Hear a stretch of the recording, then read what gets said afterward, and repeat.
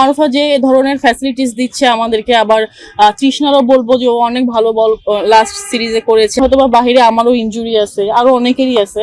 তো এইটা আমরা আসলে ম্যাটার মনে করছি না এখন। দলাদলি করে আমার জায়গা কেউ নিতে পারবে, বা আরেক সুপ্তার জায়গা কেউ নিতে পারবে, নাহিদার জায়গায় নিতে পারবে। বিশ্বকাপের জন্য আমি বলবো যে ছেলেদের সাথে খেলা আমার কাছে মনে হয়েছে যে পার্সোনালি বেটার, কারণ হচ্ছে ওরা ভালো জোরে বল করে। আমাদের যেহেতু গ্রুপে সাউথ আফ্রিকা, অস্ট্রেলিয়া আছে, তো তারাও এইরকম পেজেই বল করবে আমার কাছে মনে হয়। তো আমাদের আজকে আমরা জিততে পারিনি, কিন্তু প্রথম দিকে আসলে আমরা উইকেট লুজ করে ফেলেছি। ওই জায়গাটা যদি আমরা আসলে ভালো মতো খেলতে পারি, আমার কাছে মনে হয় একটা পার্টনারশিপের কারণে আমরা হয়তো বা ভালো খেলতে পারি। কন্ডিশনটা আসলে ওই দিকের কন্ডিশনটা অনেক চ্যালেঞ্জিং হবে, ওই জায়গায় বাউন্সের একটা ইয়ে আছে। তো সেই জায়গা থেকে আপনাদের দলে পেসার সংখ্যা একেবারেই দুজন মাত্র স্কোয়াডে আছে। এখানে আসলে সর্বোপরি ওইটা কি একটা ঘাটতির জায়গা থেকে যাবে কিনা?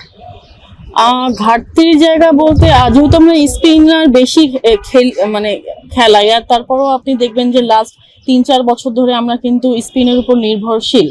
তো নর্মালি হুট করেই যে একজনকে বিবেচনা করব, আমার কাছে মনে হয় ওই ওয়েদারে আসলে হ্যাঁ দরকার হয়তো বা দুইটা পেস বলার একসাথে খেলানোর, বাট তারপরে মারুফা যে ধরনের ফ্যাসিলিটিস দিচ্ছে আমাদেরকে, আবার তৃষ্ণারও বলবো যে ও অনেক ভালো বল লাস্ট সিরিজে করেছে, আবার আজকে ও অনেক ভালো বল করছে। তো আমার কাছে মনে হয় এরা দুইজন খেললেও আমাদের কিছু আশা করা যায় ওই উইকেটে।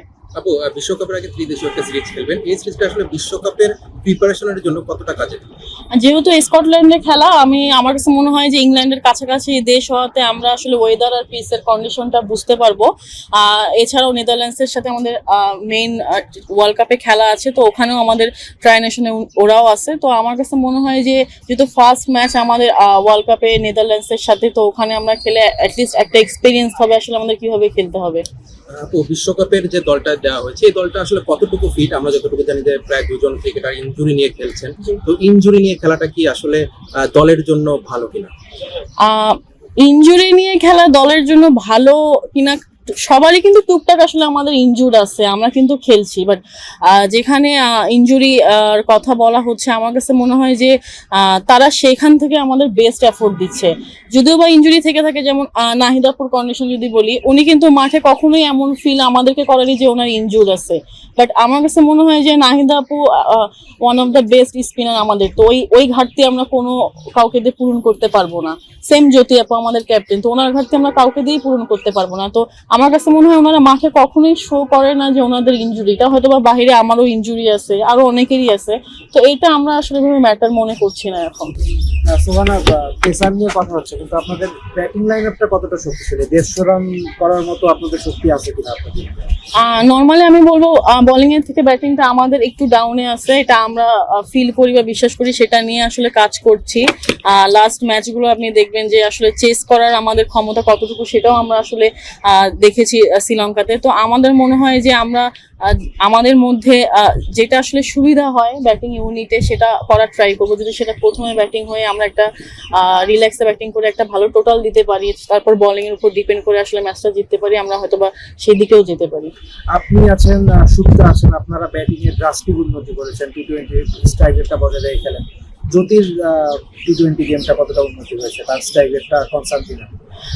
নর্মালি জ্যোতি আপু তো বরাবরই আমি বলবো যে উনি ভালো খেলে, কন্ট্রিবিউট আছে। আপনি লাস্ট 4 বছরে যদি দেখেন, ওনার পরিসংখ্যান বেশি আমাদের, ওনার হচ্ছে কনসিস্টেন্টটা বেশি। তো আমার কাছে মনে হয় কোনো না কোনো টাইমে হয়তো বা আমি আগে নামতেছি, অনেক লং টাইম ধরে খেলতেছে, হয়তো বা উনি লাস্টে গিয়ে খেলতেছে। হিট কিন্তু করতেই হয় টি-20-তে, তো সেই ক্ষেত্রে হয়তো বা আমি বলবো যে সবারই স্ট্রাইক রেট আমার ভালো। টি-20-তে যদি জ্যোতি আপু লং টাইম ধরে খেলতে পারে, আমার কাছে মনে হয় যে স্ট্রাইক রেটটা ওনারও ভালো হবে। আর নারীদের দল নিয়ে আসলে বাইরে অনেক কথা হয়, দলের মধ্যে অনেক সিন্ডিকেট আছে, দলাদলি আছে, এই ধরনের কথা আমরা শুনি। এই কথাগুলো দলের মধ্যে আপনারা যারা আছেন, আপনাদের মধ্যে এফেক্ট ফেলে কিনা, বা দলের মধ্যে কি ধরনের কথা হয়?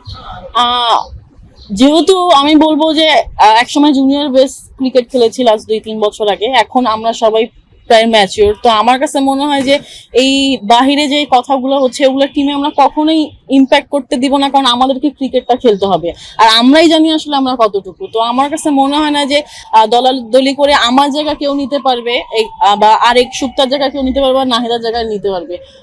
এই রিপ্লেসমেন্ট গুলো আমার মনে হয় না দলাদলি করে হয় কখনো।